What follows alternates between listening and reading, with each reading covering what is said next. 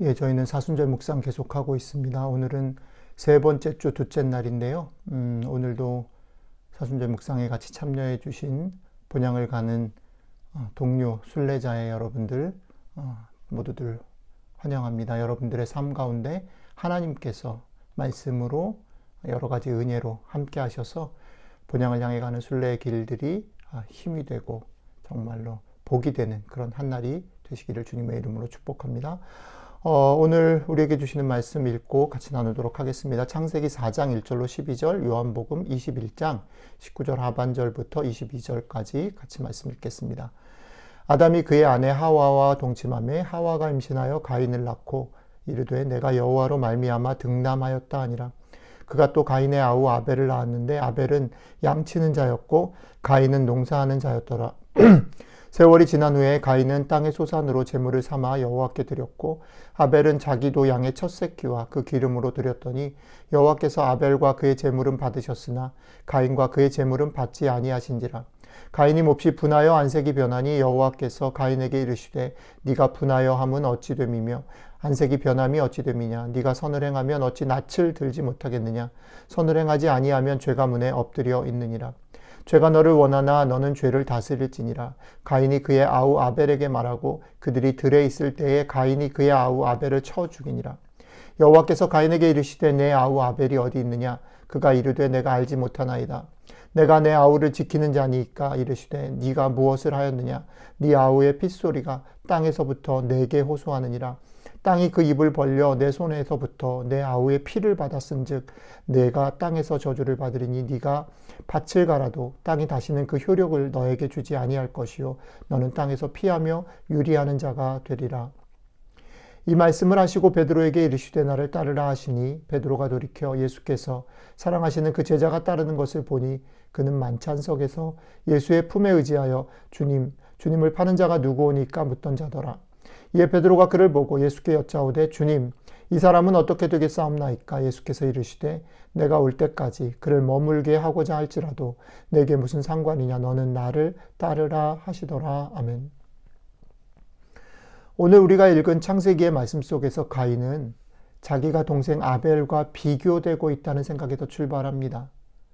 비교는 자기를 보아야 하는 눈을 남에게로 돌리게 되고 결국 문제를 해결할 수 있는 힘이 자기에게 있음에도 불구하고 그 힘을 사용하지 못하고 더 큰 비극으로 그 사람을 끌고 가게 됩니다. 하나님께서 오늘 가인에게 하신 말씀을 곰곰이 씹어봅니다. 생각해 봅니다.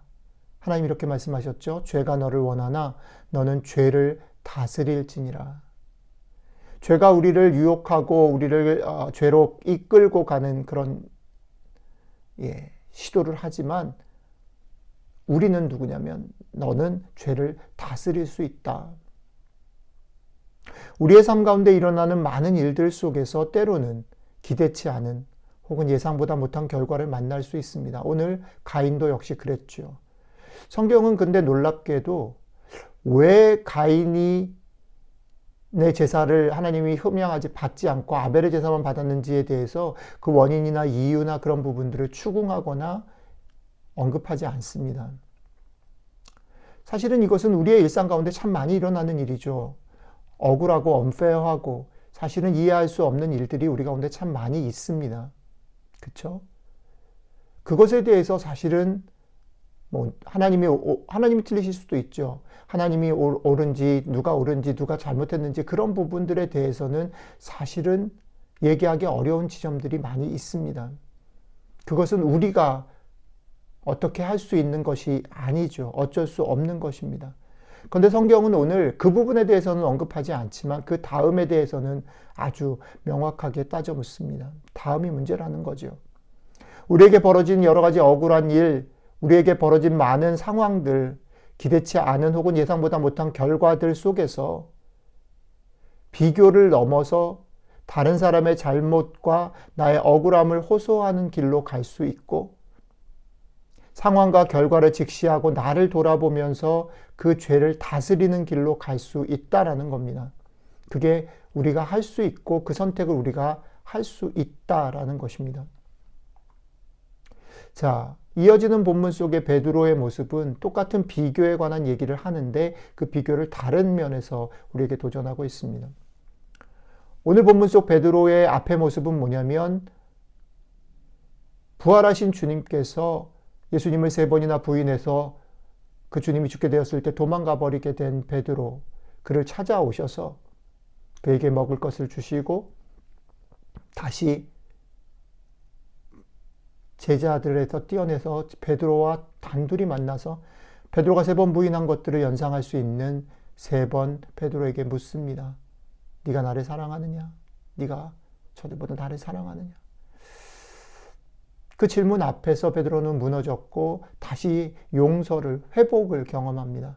그리고 그 회복의 결과로 주님은 내 양을 먹이라, 내 양을 치라. 다시 처음에 베드로를 부르셨던 사명을 그에게 회복해 주시죠. 그것을 다 경험한 다음에 오늘 이야기가 이어지는 거지요. 베드로의 그 부르심, 그리고 베드로의 회복, 베드로를 향한 온전한 용서가 있었음에도 불구하고 그것으로 만족하고 충분하면 좋겠지만 베드로의 눈에는 다른 사람이, 요한이 보이는 것입니다. 요한이 보인 이유가 있긴 있어요. 뭐냐면 가인이 아벨을 그렇게 염두에 둔 이유가 있는 것처럼요. 그 원인은 어쩌면 또 주님이 제공하셨는지도 모르겠습니다. 그것은 무엇입니까?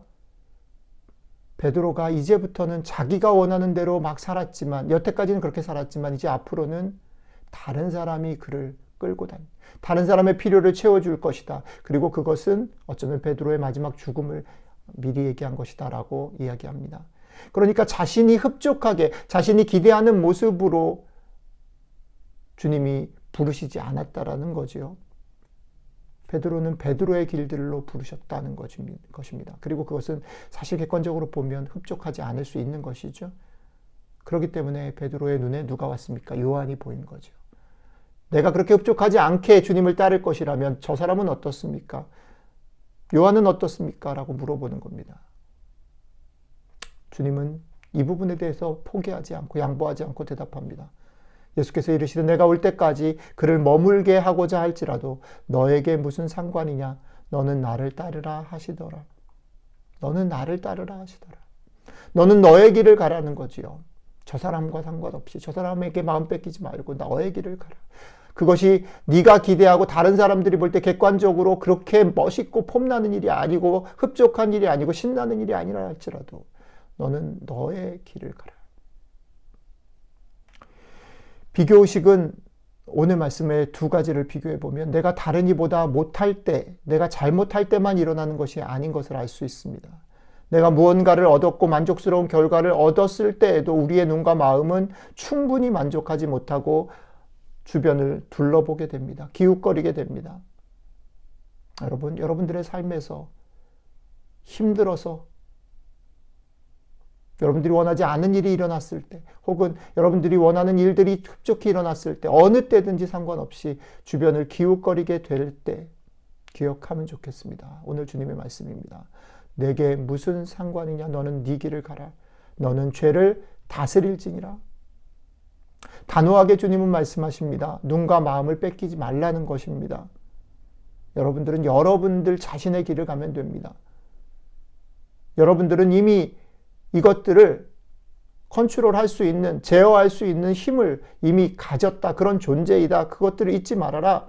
마음 뺏기지 말고 네 길을 뚜벅뚜벅 가라. 다른 이와 비교하지 말고 당당하게 너의 모습으로, 너의 속도로, 너의 맛과 빛으로 네 길을 가라. 오늘 주님께서 우리에게 주시는 말씀입니다. 오늘 하루 여러분들 앞에 좋은 일이든 나쁜 일이든 여러 가지 많은 상황들이 놓여질 텐데 그럴 때마다 오늘 이 말씀을 기억하시면서 비교하고 마음 뺏기고 눈을 뺏기고 상황이나 다른 사람에게 마음과 눈을 뺏기지 말고 여러분들의 길을 묵묵하게 당당하게 걸어가시는 하루가 되시기를 주님의 이름으로 축복합니다. 기도하겠습니다. 오늘도 우리에게 주신 마무리하는 기도 같이 고백하고 마무리하도록 하지요. 같이 기도합니다. 나의 삶에 여러 가지 문제에 부딪힐 때마다 여전히 눈을 돌려서 다른 이와 비교하며 불평했던 것을 회개합니다. 눈을 문제를 넘어서 그 사람을 넘어서 나에게로 돌려 죄를 다스리는 길로 나아갈 수 있기를 원합니다. 저에게 용기를 주십시오. 예수님의 이름으로 기도드렸습니다. 아멘.